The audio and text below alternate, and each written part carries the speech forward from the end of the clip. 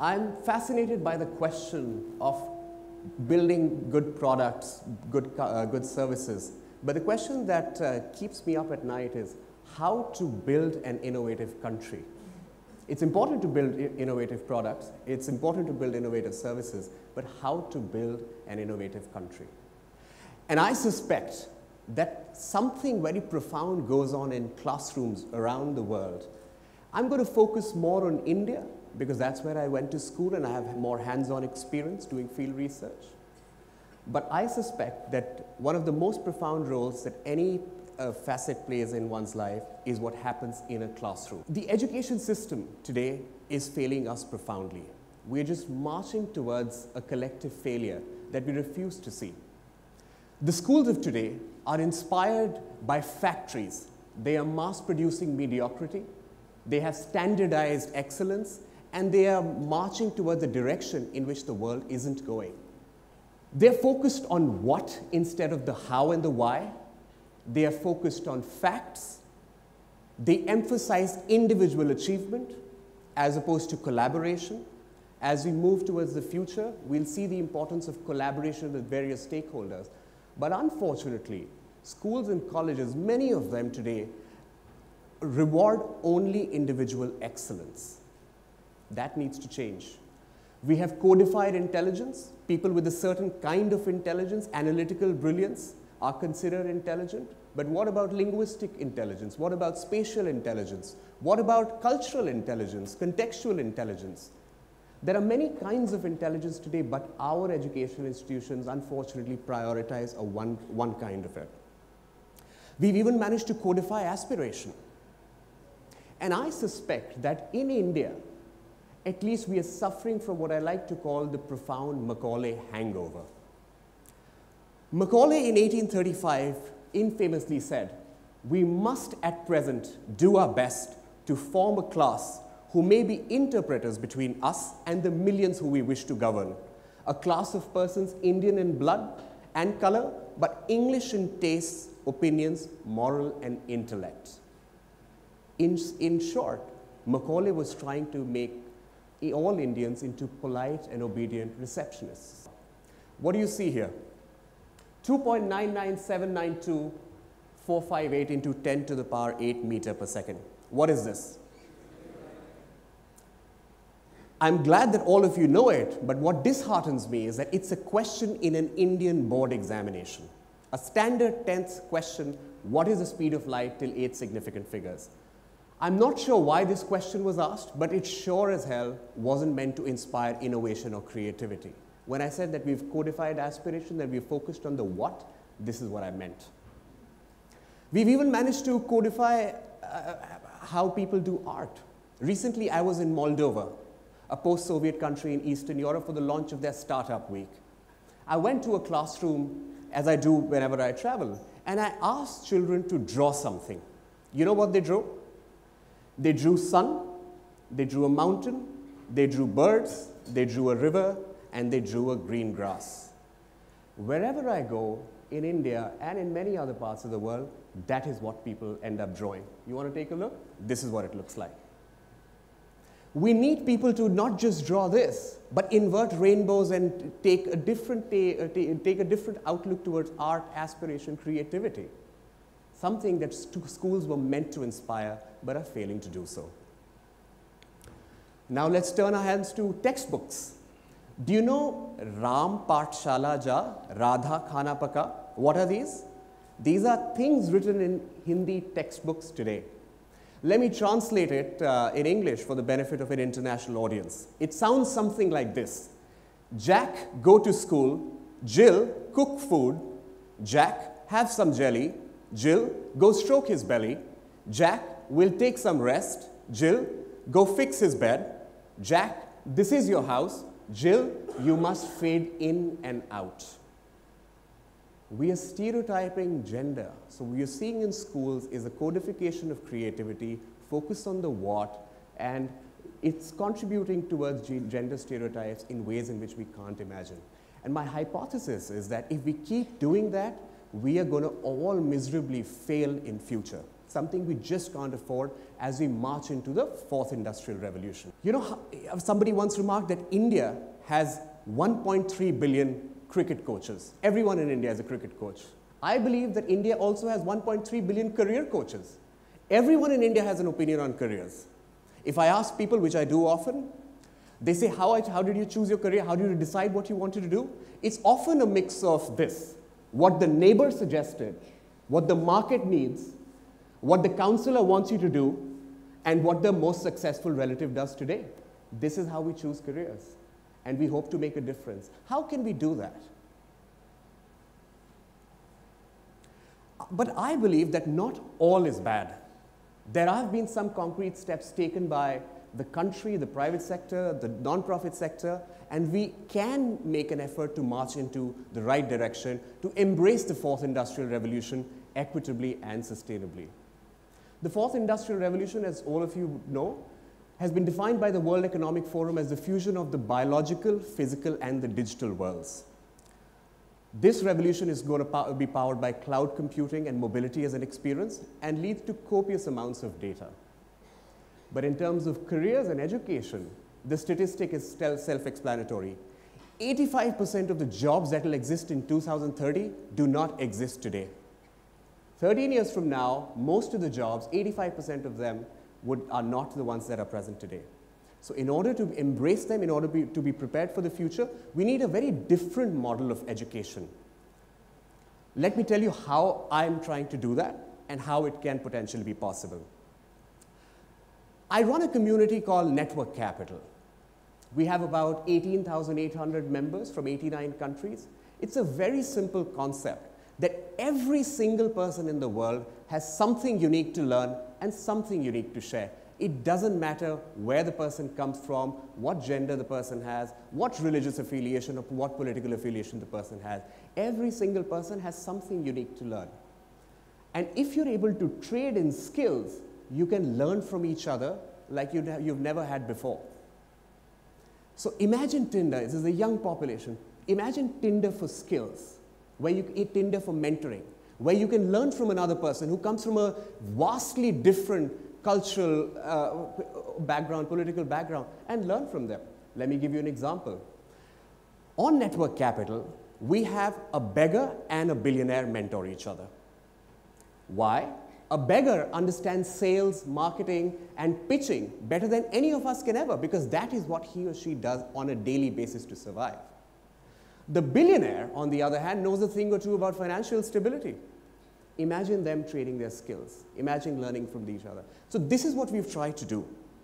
That if we build a large enough community and build the right culture, you can learn from each other, because no one person in the world that's largely changing can be a master of all skills. But if you're like a sponge, if you can listen to the other person carefully and trade on skills, you can potentially be prepared for what's to come. Our community has partnered with Niti.io, which I think has done a brilliant job by building tinkering labs across schools in India. These tinkering labs are precisely meant to change the focus from what to why and how. These tinkering labs, I believe, would be the bastions of creativity as we move forward. And what will these mentors do who are currently exchanging skills with each other? They will go to these tinkering labs and share their experiences.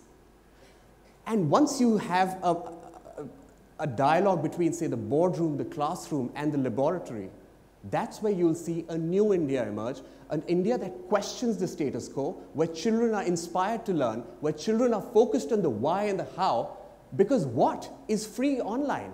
We live in a world where information is free, but wisdom isn't there. We live in an overwhelming amount of data, but intelligence sometimes is hard to find, and empathy is hard to find. So I believe that this construct of time banking and leveraging this Tinder for mentoring model can potentially lead to some amount of peace as well. Because on Network Capital, we often have mentor-mentee pairs from Iran and Israel, from India and Pakistan, who are Republicans and Democrats in the US, Adam Smith aficionados and free market opponents, and Karl Marx aficionados as well. So you are actually attempting, through the trade of skills, to build a world which at least listens to each other and is trying to converge according to the common minimum. We live in a world where there's a lot of political and political turmoil and political noise.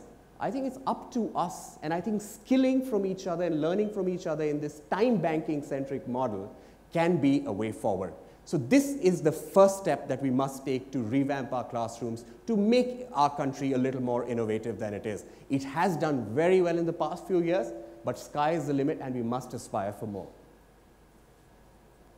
You know what's the second most important component of innovation? Like, what's the most defining feature of innovation in a country? Take a guess. It's storybooks. There is a study done that looks at the kind of stories children have read and how many patents have been filed. Essentially, the stories that highlight originality lead to a deeper sense of innovation and possibility in the population of the country. The books that you see here, Lord of the Rings, Ali Baba and 40 Thieves, A Wrinkle in Time, they are the favorite books of today's top leaders, CEOs like Elon Musk, Peter Thiel, Sheryl Sandberg, Jack Ma, to name a few. And the core idea is that if you inspire children to invert the rainbow and try and paint the world in a slightly different direction, they will do it. But we as a young population need to do that, need to be able to inspire stories that nurture creativity, that encourage people to think in a slightly different direction. The third thing we must do is to empower women with rigor and passion. There is a direct correlation between the number of women employed in a country and how innovative it is. And my hypothesis is that the same holds for countries as well. A country where women feel secure, safe, and you find them in boardrooms, classrooms, laboratories, conferences, is going to be a more innovative country. I spoke to you about the gender stereotypes of Jack and Jill, but I feel that there's another study done that talks about the number of relatable role models and mentors women have and how innovative a country becomes. So one call to action for all of us is to disrupt gender stereotypes like it's no one's business. Disrupt gender stereotypes and make women a part of the entire growth story, because that is one of the most defining factors as we march into the future. Make role models possible for them. Parents often mean well, but research shows they aren't often the best mentors. So sometimes you need to nurture different kinds of mentors, role models that you can relate to and are inspired by, to democratize inspiration and make a world of possibility possible for a lot of people. You know, my Moldova hangover still exists. And in Moldova, I walked out of my hotel, and the first thing I see is Karl Marx checking Facebook. So I couldn't help but notice that he said back in the day, workers of the world, unite. You have nothing to lose but your chains. In the era of the fourth industrial revolution, I claim, mentors of the world, unite. You have nothing to fear but yourself, your limitations, your myopic view. And I think that this room is a room of hope and possibility. It's a room of diversity. And if each of us just plan to listen and trade on skills and time, and if mentors of the world unite, and we do a better job of reaching out to the people who are not like us, but fundamentally think differently, we can march into the future. I spoke about, a construct where there are 1.3 billion career coaches in India. So I call it Freaky Guy. But I want to end my talk with a message that each of us can use in our lives. And this message about choosing careers and building careers of passion and meaning doesn't come from a management book, but it comes from a concept in Japan. It's called Ikigai. Ikigai, or raison d'être, or reason for being, it's the intersection between what you love, what you are good at, what the world needs, and what you can be paid for. This sweet spot, ladies and gentlemen, is going to enable us to become more innovative. It's the summation of all that I have talked about today, and it's going to make India a far more innovative country, because it all begins in the classroom. What do you love? Only you know what you love. You have to keep trying. You need to keep, nobody else can come and tell you, hey, person X, this is what you love. No, you have to do it by doing mini experiments with yourself, with taking small but calculated risks, and see what happens. What you're good at. Once you start doing things repeatedly, you discover that, oh, while I'm studying computer science, but my real passion is poetry, and you know what? I'm actually very good at it. Is there a way to combine poetry and computer science and do something that the world potentially needs? You know, India ranks 116th out of 157 countries in the UN Sustainable Development Goals. At the same time, we've shot up 30 places in the ease of doing business ranking. We've done much better on the innovation and competitiveness index. So we can marry the entrepreneurial energy of India with the challenges of India. And that is what India needs. And I think the world needs India to step up and stand up and start marching in the right direction. And each of you can make that happen. And what you can be paid for. I think we're moving towards what you call the gig economy or the platform economy. And some of my other speakers are actually leveraging this platform to build careers that are self-crafted, that they can be paid for, that the world needs, what they love and what they're good at. So ladies and gentlemen, I want to leave you with this message of Ikigai. Please don't listen to anyone who tells you otherwise. The world is full of possibilities, but you need to take ownership, you need to take charge, and you need to inspire Ikigai for yourself and for everyone around us, especially for those who disagree with you. If you other them, you've lost the battle. So ladies and gentlemen, happy Ikigai. Have a nice day.